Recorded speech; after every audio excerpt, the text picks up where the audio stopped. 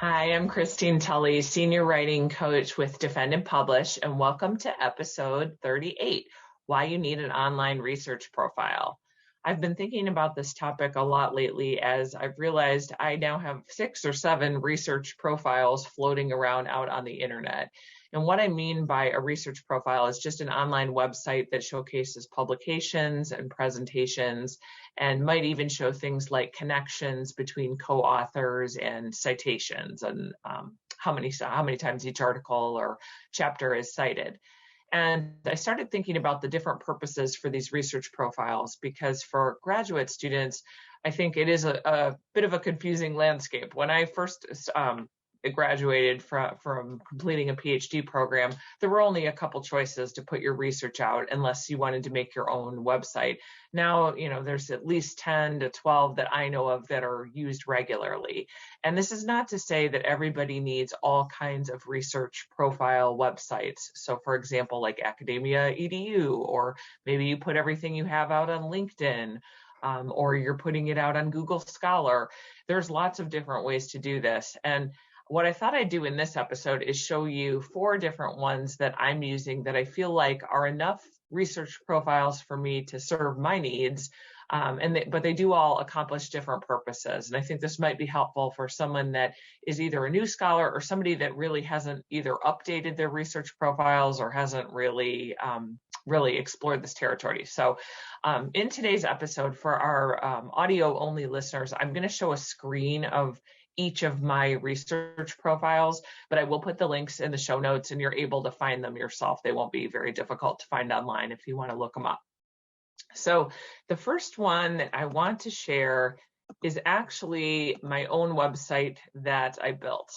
So at the moment, the website that I'm using is a WordPress website. It is a free website. And so for anybody that wants to see it, it's just christinetully.wordpress.com. So you can go and check it out.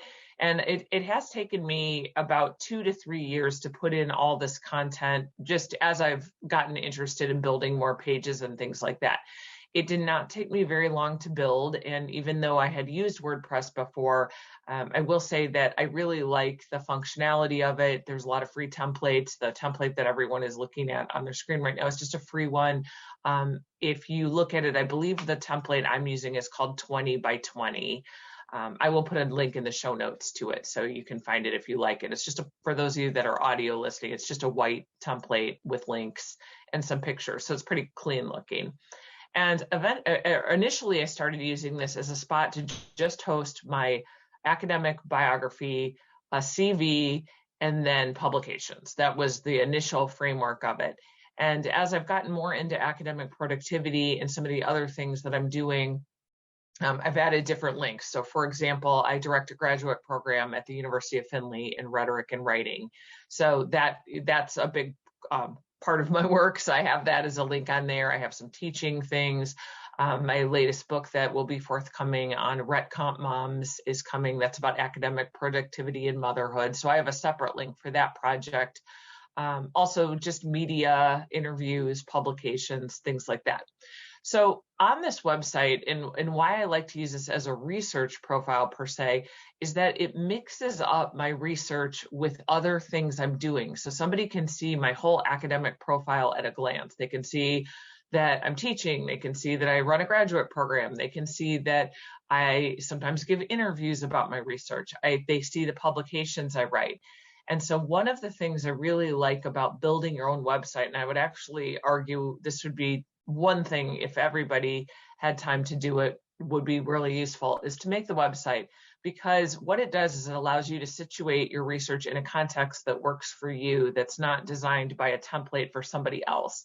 So for example, for AcademiaEDU, which was really popular like 10 to 15 years ago, that type of academic thing only let you load in articles in a certain way and they looked a certain way. Here you have much more of, I would argue, a rhetorical choice about how you're going to present your research and what links you want to have.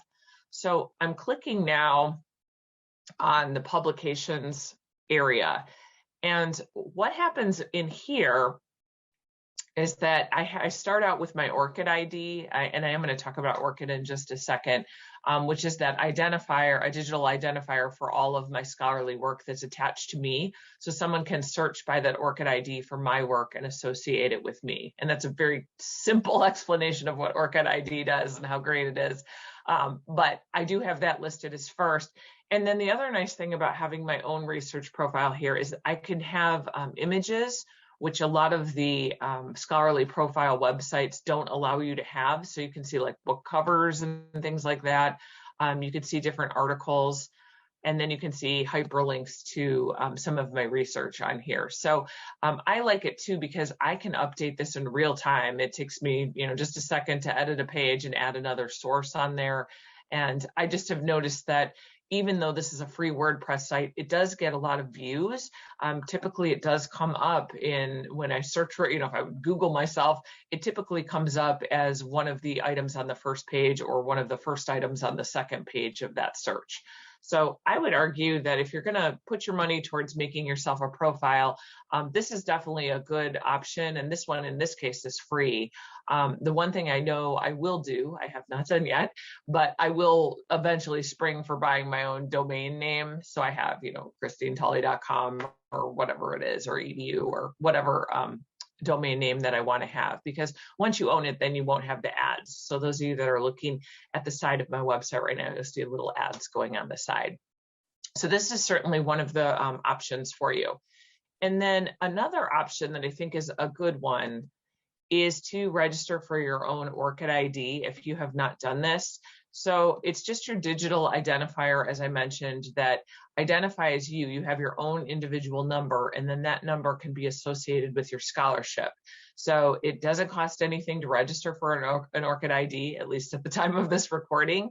And so Orchid's just ORCID for those of you that are listening to this, .org, so orchid.org.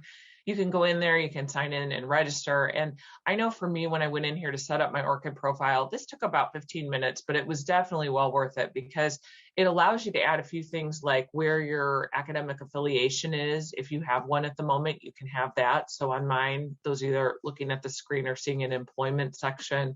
There's also a work section. And the way that Orchid works, at least that I've found, is that I can attach works to my Orchid ID and claim them as the author. Like, I am the person that wrote this, and then there's some things that I have to fill out to do that. Other times I will get little notifications that will ask if certain works are associated with me. So it's not showing my entire full research profile. And there, I know that there's a few works that are scholarly peer-reviewed works that I don't see showing in Orchid, but in general, it does have the connection to most of the work that I've done. And so I can see in here, one of the things that works with Orchid that I really like too is that it also has the DOI numbers for all of those pieces, so those digital object identifier numbers. And this is going to become obviously more and more important once we have more publications and research out there, so we don't get certain different items confused and certain items can be traced down to the actual source, especially because many academic article titles sound similar. So I like having an Orchid ID as well. I do like to attach my scholarship to that Orchid ID and use that a little bit more. But I just think going forward, most researchers are going to want to have this, so your work is associated with you specifically. So those are two places. And Orchid isn't necessarily an online research profile, I should say that. However, once I clicked on my number, which was on my website, it does open up my research profile. So if somebody would search for me in Orchid just by name, they can see a bunch of different names that would be close to mine or my name. But if I would search by a number, I could actually pull up my own profile. So it is a great one to take a look at. And I think worthwhile the 15 minutes just to register for one, because it's free. And one other thing that maybe is another bonus with Orchid is that sometimes journals, as you're submitting, will ask for an Orchid ID number, or I know this was something that was kind of common in some presentations that I've given over in the United Kingdom. Sometimes they would list researchers' Orchid numbers on the bottoms of the slides. So another way that might be important. So let me show another website, and I'm going to make a new share for this one just in case it doesn't show up for viewers. I do want to show Google Scholar as, sorry about that, Google Scholar as an academic research profile that I've recently developed. I have to say, I really, really like Google Scholar as a way to develop a research profile. And again, this is a free tool that anyone can use as a researcher, where you type in Google Scholar. If you go to that area of Google, you can set up your own profile for free. And one of the things that it does is it helps, it pulls up works that may be associated with you and you can link them.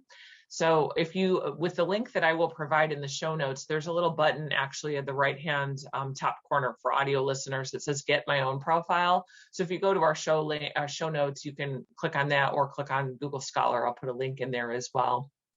And then one of the things that I like on here is that it shows everything at a glance, and it also shows citations. So for those of you that are interested in having your citations, or you want to know how many times articles are cited, or you want that as a front page thing on your profile, you're able to see that.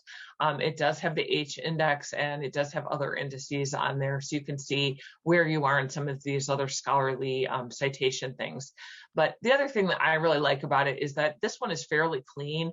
It has some keywords that you're associated with. So if somebody would look in Google Scholar for somebody, in my case, in faculty writing or scholarly publishing, they'd be able to find me as one of those choices.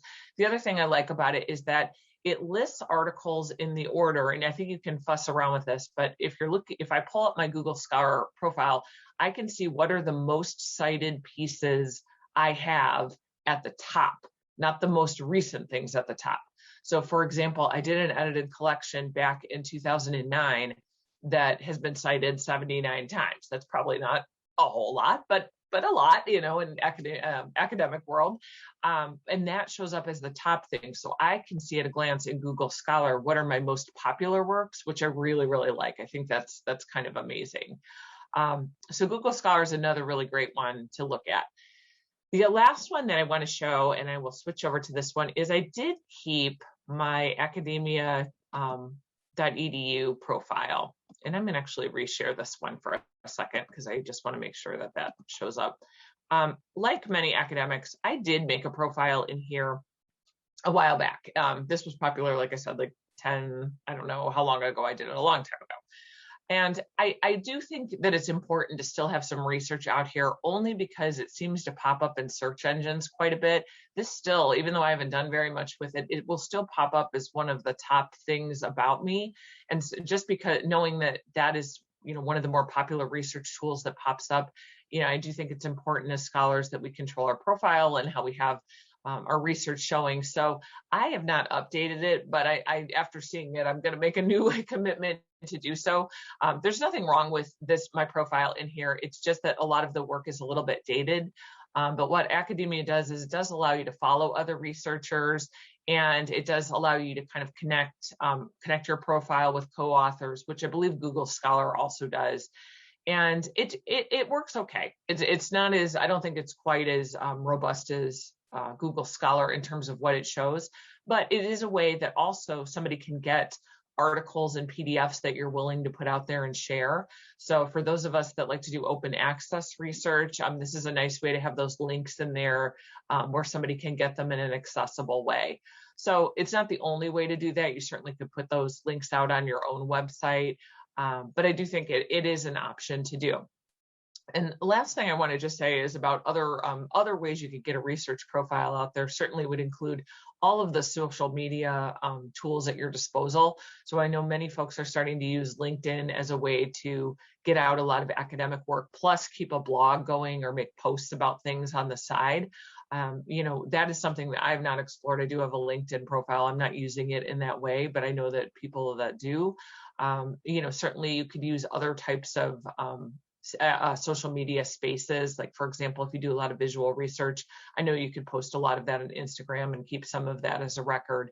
But in general, these search tools that other academics might be looking for research, I feel like if you've got these, you've really got it rounded out where you can control your message and your display of this information in some ways, but you're also findable when somebody goes to Google your research or goes into academic databases to try to find you. So hopefully this helps. I'll put links in the show notes, and this is always a good fall project to update these sorts of things. So I would say if you have to start with one, if you want something pre-built and you just want to spend 15 to 20 minutes getting some stuff out there, Google Scholar and applying for an Orchid ID, definitely the way to go. If you're willing to spend a little bit more time and make your own space, I think a website is also worth it. But I do think that eventually you'll need those two things in combination, or those three things in combination, just because the databases don't always find personal websites in that.